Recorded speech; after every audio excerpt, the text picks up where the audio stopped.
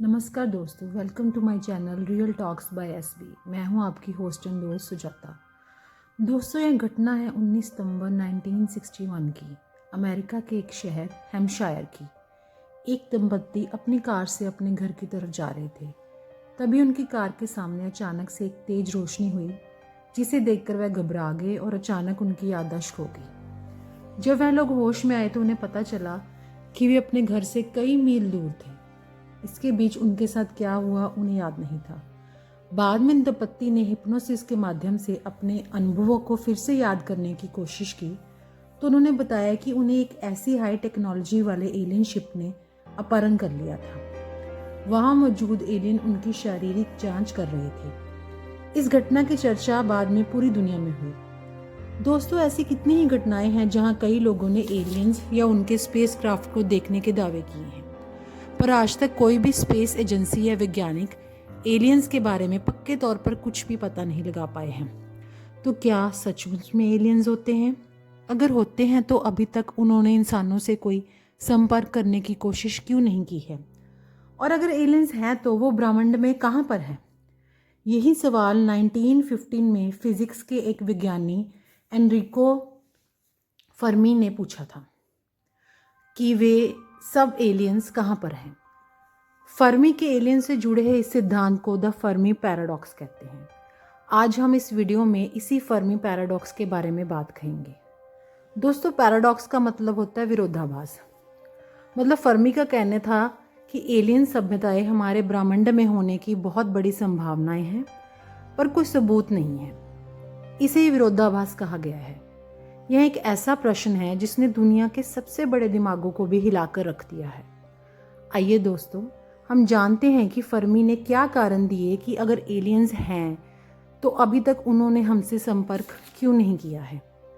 दोस्तों, यह जानने से पहले कि फर्मी ने क्या कारण दिए हैं, हम अपने ब्रह्मांड यूनिवर्स को थोड़ा सा जान लेते हैं। दोस्तों, हमारी आकाश गंगा में 200 से लेकर 400 अरब तक तारे हैं और हमारी आकाश गंगा में पृथ्वी जैसे अरबों ग्रह हो सकते हैं।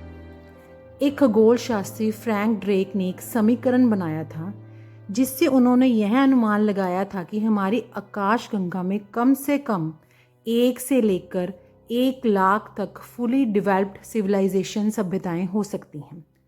लेकिन फिर भी ब्रह्मांड इतना शांत क्यों है? यह बात और भी डरावनी है।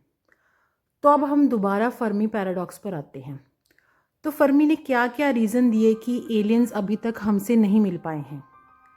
सबसे पहला रीज़न तो फर्मी ने ये दिया है, वो कहता है कि धरती और यहाँ के जटिल जीवन के विकास के लिए जो भी आवश्यक परिस्थितियाँ चाहिए वो धरती के अलावा और किसी ग्रह पर मिलना बहुत ही मुश्किल है। इसलिए वो समझता है कि धरती के अलावा कहीं और जीवन अत्यंत दुर्लभ है। दूसरा, वो कहता है कि अगर ब्रह्मांड में जीवन है भी तो वो हम जैसा, मतलब हम इंसानों जैसा जटिल और बुद्धिमान नहीं हो सकता। पर आगे चलकर फर्मी ने माना है कि एलियंस का वजूद हो सकता है और वे हमारी तरह उन्नत सभ्यताएं भी हो सकती हैं।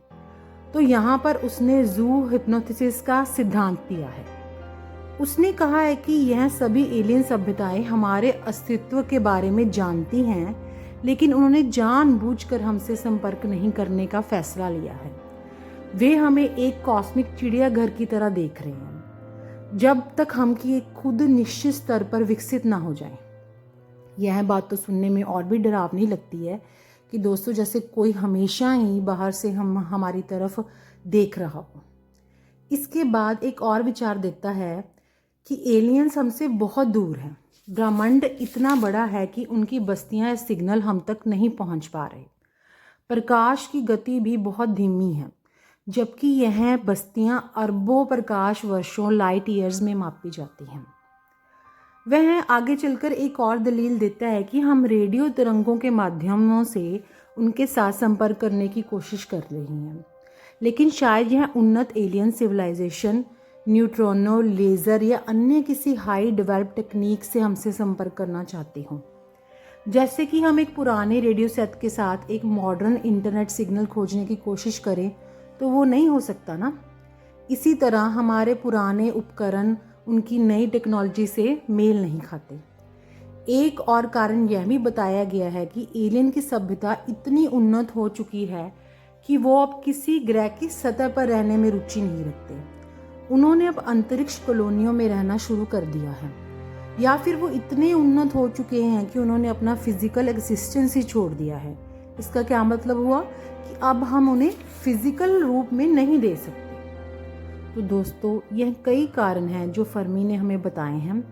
अब तक एलियंस या एलियंस हम एलियंस तक और एलियंस हम तक क्यों नहीं पहुंच पाए।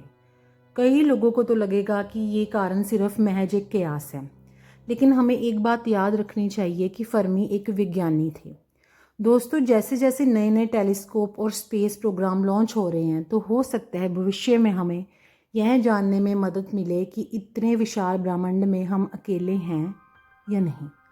आप कमेंट में ज़रूर बताना कि आपको फर्मी के कारणों में से सबसे सटीक और विश्वसनीय कारण कौन सा लगा। मिलते हैं दोस्तों ऐसी एक और रोमांचक वीडियो के साथ। अगर आपको यह वीडियो पसंद आई तो please like, subscribe and share my channel real talks by SB. Signing off.